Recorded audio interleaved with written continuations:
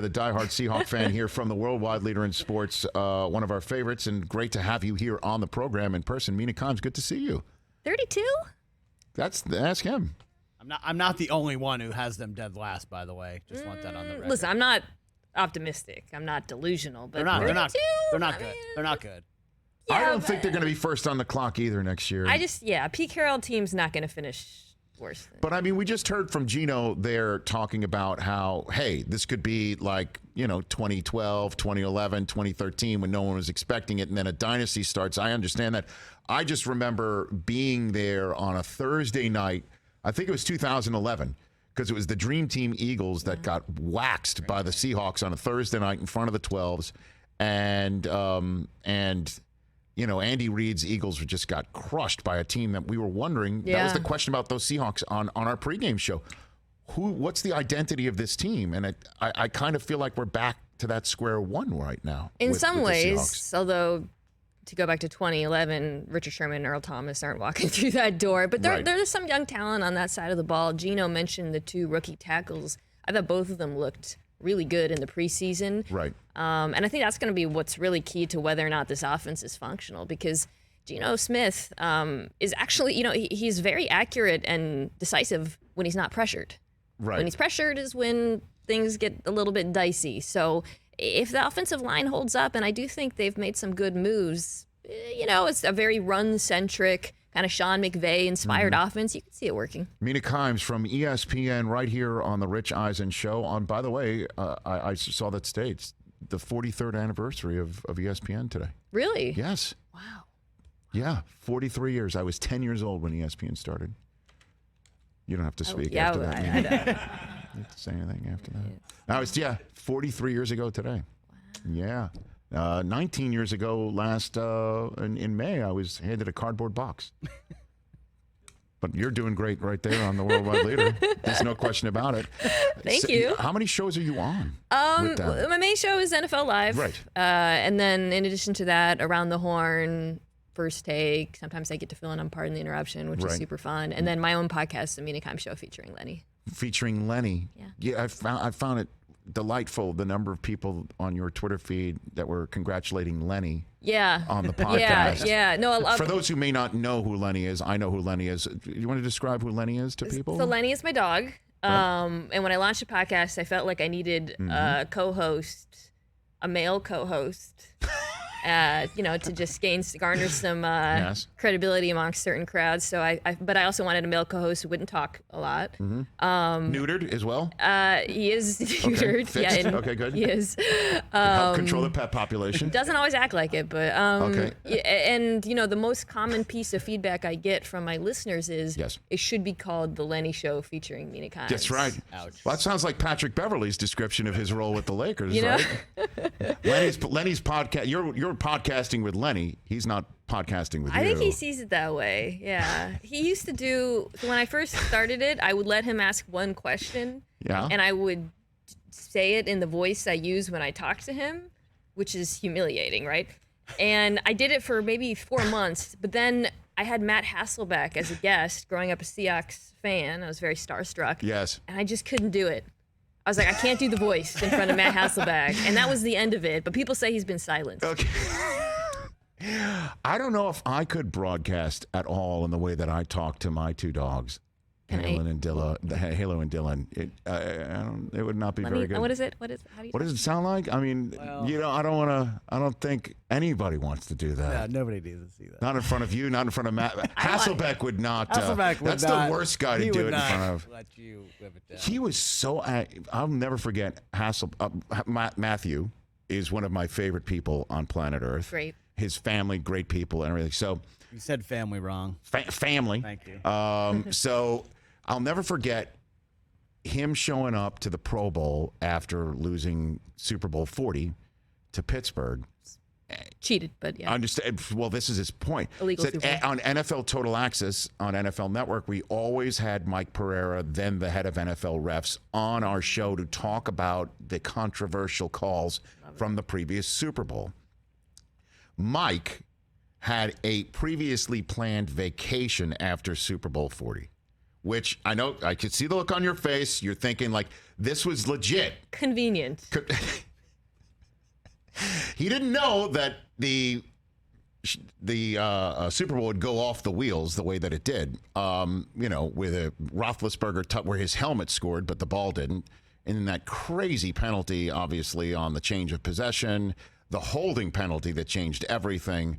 I think I named all three, right? I named all three. You nailed it. Well, I remember it like it was yesterday, especially since when I showed up to the Pro Bowl and I had not yet interviewed Pereira, and the person by the pool waiting for me and jumped on me and called us NFL Network. He said it was the NFL's Al Jazeera is what he said was NFL Network because we did not have Pereira on. The NFL's network. The NFL. It's right. Wow. It's what he referred to it as well. It's now the NFL's network.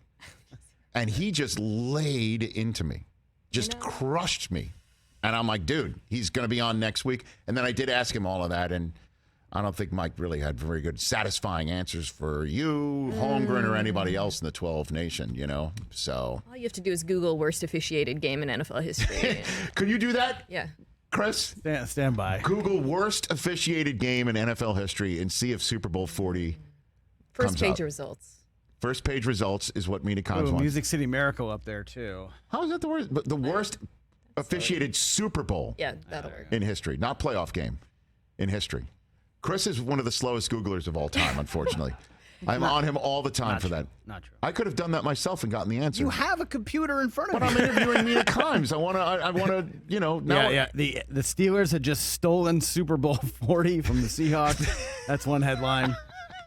Listen, Google, has it ever lied? You look so satisfied right now. I feel like I sound like such a homer. First, I said the Seahawks shouldn't be 32. I want to be clear. Yes. They're going to be bad. Right. I am not a insane person. And now this talking about the Super Bowl. We were talking about my dad earlier, who's why I'm a Seahawks fan. And every time he texts me, because he's typed it so many times, his phone autocorrects Steelers to Stealers. Oh, my goodness gracious. So I'm not like that. Good thing you're separated by an hour from Billy Gardell showing up in hour number 3. I've got Mina Kimes right here on the Rich Eisen Show.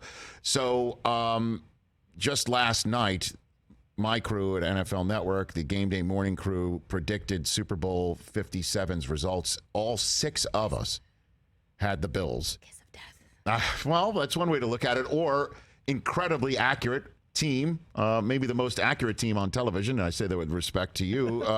Has NFL Live chimed in on this subject matter yet at all? We will. Actually, we haven't done Super Bowl picks. ESPN makes us all do it, and then they publish it. Well, all 90 of them. All 90 million of you. Right, exactly. 300 analysts. Yes. It is pretty Bills heavy. I've seen the list. What about you? Let's get to your pick, Mina Kimes. Regrettably, I am also picking the Bills. But it makes sense. It makes incredible sense. Yeah. They check almost every box that's required to be checked for a Super Bowl contender, if not Super Bowl winner. It does, except for this is the thing that gives me pause, the fact that they're in the AFC, which is, as we know, it's very lopsided NFL this year. It seems like the smarter pick would be to pick one of those. I would say there's 3 NFC teams that are widely viewed as contenders: the Bucks, the Rams, and the Packers. That seems like, people might throw the Eagles into the mix, but point is, one of those teams is more likely to make it to the Super Bowl than the Bills, given the gauntlet they have to go through. Right. So why do you like the Bills then? Because they're stacked. That's right. Because they're stacked. And our last memory of Josh Allen is him looking like a super soldier. Like, this is a team that got better. Cornerback, they don't have Tre'Davious White in the first few weeks of the season. Right. Yeah. But by the end of the season, what is their weakness in your mind? Well, it could be punter now, They got the guy from Denver. He's supposed to be good. Right? I don't know. I don't think they have one. It could be the running game if they need to run it 30 times to beat somebody. I don't know what the circumstance that would be. Again, I'm a Michigan guy. I have James Cook running away from the Michigan defense still emblazoned in my head. I don't think anybody's talking enough about what he can add to this equation for game-breaking ability, if not the ability to maybe compliment Singletary, and they refuse to trade Zach Moss despite putting him in a box. I don't know what's going on there. Every year people are like, okay, move on from Zach Moss, but then they in the preseason he looks good in camp. He could have that AJ Dillon role. I don't know. He's strong. It's possible. He's kind of a good short yardage option. I mean, I think you're right. James Cook in the run game is going to matter a lot because every single team in the NFL is going to just beg the Bills to run on them, which is something all the high-powered offenses like the Chiefs ran into last year. The problem is Josh Allen's the one who might run on them too. Yeah. Which is why I'm choosing the Bills. I guess maybe the offensive line has some change. That could be an issue. Right tackle is a little bit of a question mark, but everywhere it matters, they are exceptional.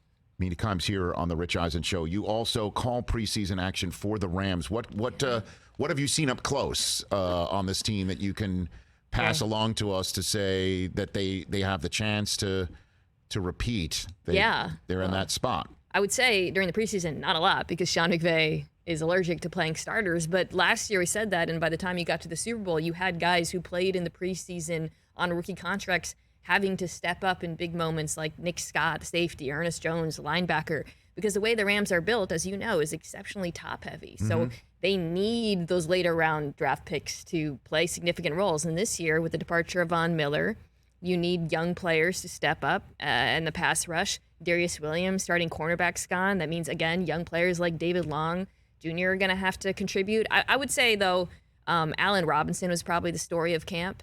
And I think in this opener in particular, with the issues at cornerback, Allen Robinson is the guy I'm going to be watching to see if he can really play a big role in this offense. So is it just the general sense of the Rams are a great offensive team, and Allen Robinson has been in offensive purgatory pretty much his entire career since leaving the campus in Penn State?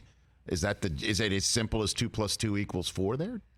I think he brings like an element to this offense they haven't really had, which is that X receiver, that contested catch guy, that red zone threat, which I think, they've 50-50 been... ball Yeah, guy? the 50-50 balls, and Matthew Stafford throws those balls, and I think... Calvin Johnson's in the Hall of Fame. Perfect, for a yes. good part, one of the few wide receivers that I'm okay throwing the goal line fade to, in the NFL, right? So I think,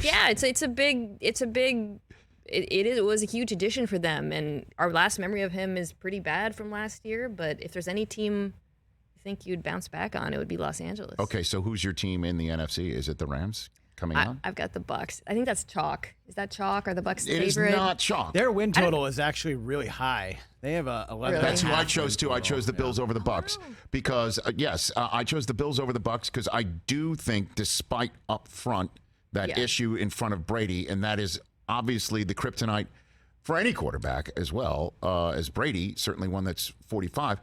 Pressure up the middle, always a problem. I think Brady knows how to handle it. He knows how to get rid of it. If Godwin is as healthy as it does appear, although he was wearing that "Don't Touch Me" jersey just today, if Godwin is ready, along with Evans, I love the addition of Russell Gage. Everyone's saying Julio Jones is in fact drinking from the fountain of youth. You got Fournette, you've got the rest of that defense. I do believe that they have the horses to go back again. I totally agree, and the interior pressure thing is real, but Tom Brady last year got the ball out quicker than any quarterback other than Ben Roethlisberger, who got it out lightning quick, obviously. That's self-preservation, right? Yeah, it was self-preservation. And with Brady, though, it is a little bit of self-preservation, but also, he is the greatest pre-snap quarterback in the NFL. He does everything for the offensive line. You don't need the center to do things you would for a young quarterback. So, I'm a little bit concerned, but I'm not that concerned. And I love the weapons, as you said. Yeah, I do like them quite a bit. Who do you have winning the AFC West? Mina Kimes. I've gone back and forth on this so many times. Okay. And I'm back with the Chiefs. I was tempted by the Chargers, the off-season's darlings, I feel like, of NFL media, and I get it, and I love them, and I love Justin Herbert and the additions they've made. I just think watching the Chiefs offense in the preseason, and they actually did play in the preseason, which is bizarre. They sure did, didn't they? They look awesome. Right. They look amazing. I'm not concerned. I like the way they're evolving post Tyreek Hill. You got a little concern in your eyes? No, I do. Just wait till you hear who he has. No. Who do you have? I'm with you, and I have even said I think the Chiefs offense has the opportunity to be better than last year. It's definitely going to be better than what people think. I don't understand the Mahomes shade, from unnamed defensive coordinator in the Athletics saying he plays street ball, and then not one but two of his receivers deciding to talk up their new quarterbacks at his expense, even though one of them's Aaron Rodgers and doesn't require to be talked up the way the Sammy Watkins did. I don't get that. That said, I'm on the Raiders. Whoa! Yeah. You're the first person I've met who said the Raiders. And I have been saying it since the minute Chandler Jones signed. The minute Really? the minute that Davante Adams joined and Jones signed, and again another offensive line concern for me. They've got 5 running backs for a reason as well. But man, you tell me some team that can say, all right, cover Davante Adams, and when you do that, cover Darren Waller, and then when you do that, cover Hunter Renfrow. And then a coach who's got a second crack at it, who knows how to put them all in a spot. And Derek Carr, one of the most maligned quarterbacks out there, and Max Crosby with Chandler Jones potentially taking some assistance away from Max Crosby's blockers. I kind of dig it. I dig the Raiders. And we haven't seen what Davante Adams looks like. You want to talk about preseason and not seeing anybody. That's true. I can tell you. J.C. Jackson isn't playing in week 1. Here comes Davante Adams. Hello. And there's, that's a home game for the Raiders this weekend up the road. Week 1. I love the pass rush. Secondary in this division, it's concerning. And I like the fact they brought in Patrick Graham. There's going to be a schematic change on that side of the ball. I think he's a really brilliant defensive play caller, future head coach. But I just don't know if he's got the horses back there to keep up with Justin Herbert, Patrick Mahomes, and Russell Wilson. Maybe so. But I think the Chiefs make the playoffs. Yeah. I think the Raiders win the division. And then I need to see your burning question for the Chargers that you uncorked yesterday says it all. What was it? Which is, can they just do not Charger stuff and like live up to their potential? It's that simple. Yeah. Like, can they avoid the Charger-like things? Yeah. Missed field goals, weird special teams fourth stuff. Fourth downs. Fumbling on the goal line like Melvin Gordon did 19 times 3 years ago in Tennessee. Yeah. That sort of stuff. Yeah. That's the issue. Are they? I mean, they are, I think, have a good case for being the most cursed team in the NFL. So they're so stacked. Welcome to the New York Jets. Herbert's amazing. Before I let you go, who's your MVP? Is it Josh Allen too?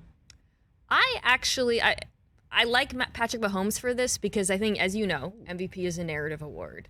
And I think I love it. If he's able to produce at the level that I think you and I both think this offense will, with Tyreek Hill gone, the lion's share of the credit is going to go to Mahomes. And I think the voters will like it. What 12 wins? That's what is going to be required? At least 12 and 5? Yeah. In that division, toughest division in football. They don't skip a beat on offense. He spreads the ball around. He plays dynamite street ball.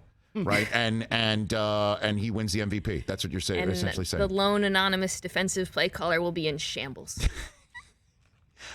It's just the anonymous play caller, the defensive coordinator, saying that he plays street ball after his first 2 options. Are you kidding me?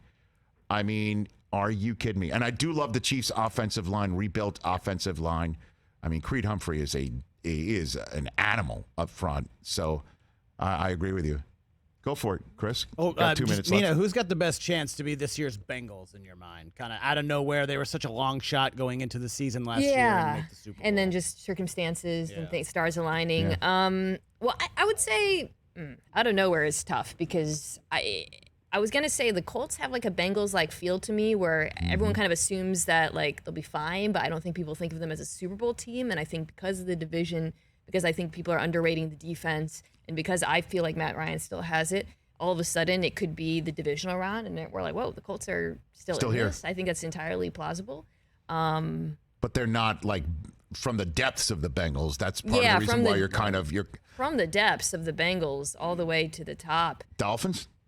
That's not. They're not even that deep either. Okay. I think they're going to make the playoffs. I'll throw one out there. I'm very curious, and the opener is going to tell us a lot about what the Vikings look like. Speaking of like kind of cursed vibes, I think this offense with Kevin O'Connell is going to look a lot better than it has in recent years. I'm in on the Vikings too. Irv had Kirk Cousins winning the MVP. That's a little crazy. Oh yeah, that's a bit much. He said Justin Jefferson was his bold prediction. Justin Jefferson is going to break all of Cooper Kupp's records from last year. And the Vikings win the division. Justin Jefferson in the Cooper Kupp role though is going. I mean, the yards are going to be there. So offensive player of the year. That feels more realistic than MVP. So your podcast is where all podcasts are acquired. Your podcast with Lenny. Your dog. With Lenny. Okay. Say hi to everyone at the Worldwide Leader for me, will you please? I will. On our 43rd birthday. 43rd birthday. Hey, Billy Gardell is going to be joining us here on the Rich Eisen Show. Your burning questions, Chris Brockman. Our phone lines are lit. We're going to go to hour number 3 with 844-204-RICH, the number to dial in mind. Mina Kimes, thank you for being here on the show. Greatly appreciate it. Thanks for agreeing with me so much. You got it. Well, we're smart people. Oh, we got another minute plus here on our YouTube stream. We're smart people. That's the way it works. Plus Peter, why are you so high on Matt? You've been one of the big Matt Ryan kind of defenders in the last couple of years. Last year he was playing behind, paper mache, right? And if you actually watch, he was actually still pretty accurate. He doesn't have the arm strength that he used to, but he throws with such anticipation. Pre-snap, he's still all got it. I was actually really impressed by his pocket movement, despite his advanced years. Coupled with Frank Reich, who I think is still one of the best offensive minds in the NFL in a superior situation, I think he's going to play really well. Okay. So you're local. Hopefully you can come in here anytime you want. And the next time you do come here, can I see a picture? There we go. Can we? Lenny. Can we get Lenny? Can we bring Lenny? You might have to throw him a few bones. Literally or figuratively? Maybe both. Okay. Maybe both. I'm his representation. He doesn't bark. If he's a podcasting dog, clearly he knows when the lights are on, right? So he'll come if you do the voice for your dogs on air. Go. You got 30 seconds. I'm not doing it. Just do it. I'll do the voice. I'm not doing it. Voice off. I'm not going to do it. Come on, Rich. Wow. Come on, Rich. Do the dog voice. No, I'm not doing the dog voice. You almost did it. This is the dog voice. This is my dog voice. No, it's not. There are none others like it, but this one is mine. Maybe next time. All right. It's called a tease. Whack. Yeah, please come back, Mina Kimes. This has been a delight. Thank you for being here. Thank you. Everybody follow Mina Kimes on Twitter. I do as well. You will be smarter for it.